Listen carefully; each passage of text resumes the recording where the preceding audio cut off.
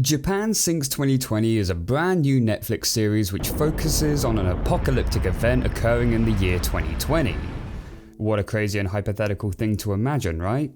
In this scenario, there's been a major shift in tectonic activity, which has caused Japan to suffer from numerous large-scale earthquakes, tsunamis, and volcanic eruptions. This tectonic activity is so severe that it is literally causing Japan to sink below the sea level. And so we follow a family and some of their friends on their struggle to survive this apocalyptic event. Let's just say first off, this is not a show that beats around the bush. You see a lot of death and destruction, with some pretty graphic imagery too. It's also one of those shows that isn't afraid to kill off major characters, and so has a lot of unexpected twists and turns. So for those of you that haven't yet seen it, I will keep the majority of this review spoiler free, as I think much of the viewing experience comes from not knowing who will be potentially axed off next. There will be a small spoiler section later on, but I'll give fair warning for you to skip over it. So let's take a look at the plot. We get introduced to various members of the Muto family. Of this family, Ayumu seems to be the main focus, who is a teenage daughter who is training for the Olympics. During training, there is an earthquake which strikes Japan, and though quite big, not too much commotion is caused. People seem to be getting back to normal, and then boom, another earthquake strikes, only this time much worse. And this is where the show immediately lets you know that it's pulling no punches, as we see a lot of death and a lot of gore. And no, don't just think this is a one-off. The death and destruction is prominent throughout. There are many moments in the show where things seem to be all quiet and peaceful, and then suddenly, bam! Something horrific happens, and it often leads to a character being seriously injured or killed off altogether.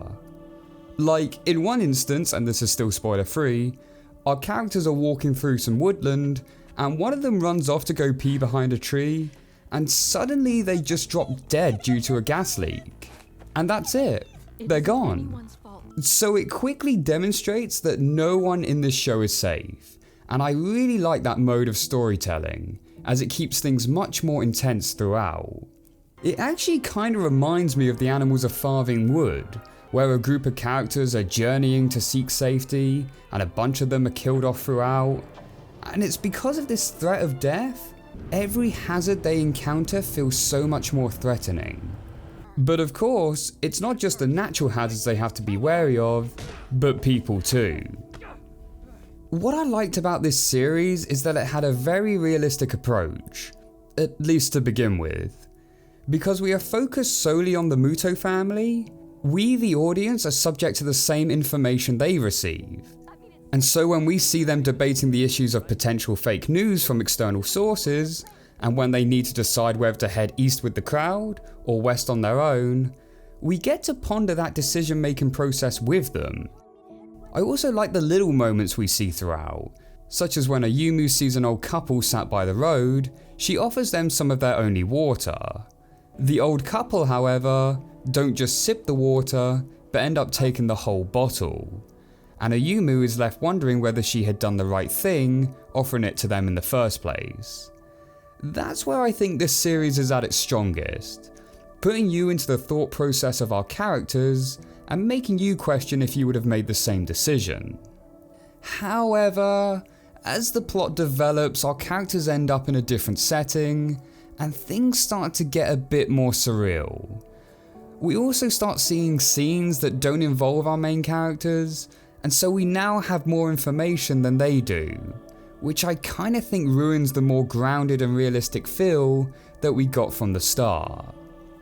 But once the middle section is out of the way, I do think the series picks back up again in the final few episodes. Except for that god-awful rap battle scene. Seriously, what the fuck? One notable theme of this series though, is how it shows appreciation for Japan.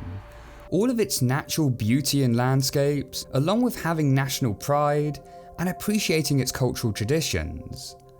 In saying that though, it also makes sure to show the far end of this scale, where we have the elderly man who values Japan's traditions, but also doesn't like anything foreign. And we also get a scene where we encounter some racist people on the boat who refuse to let anyone non-Japanese on. As for the characters, they're all fine. There's none that I really felt stood up above the rest, and no one that I felt particularly strong towards.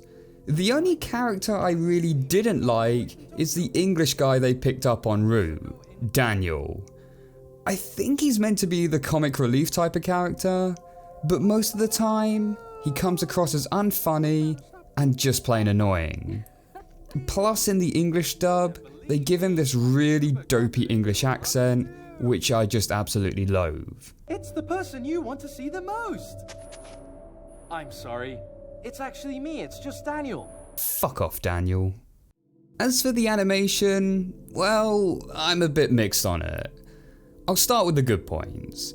I like its style with the softer outlines, giving it an almost watercolour painting-like look, which I think blends better with the background, which I also think look really nice. And there are some scenes with great lighting too. Though in certain moments they try to mix in some CGI, and for the most part, it really doesn't blend well. As for the animation itself, overall, not that great. Some of the more action-intense scenes look good, and the gore looks gory. But the character models can be all over the place. A lot of the times the facial expressions look a bit derpy, and in some scenes the animation is incredibly limited, to the point that it's distracting. Which is really not something you want in a show that's trying to suck you into all this emotional despair.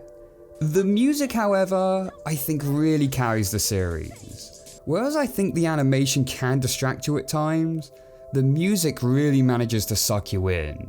From the soft piano theme, to the soothing techno vibe, to the more intensive moments where we even get some epic chanting vocals. Alright, so now I'm going to hop into some spoilers as I discuss certain moments which will give away plot elements. So if you don't want to know, please skip to this part of the video. There's your warning.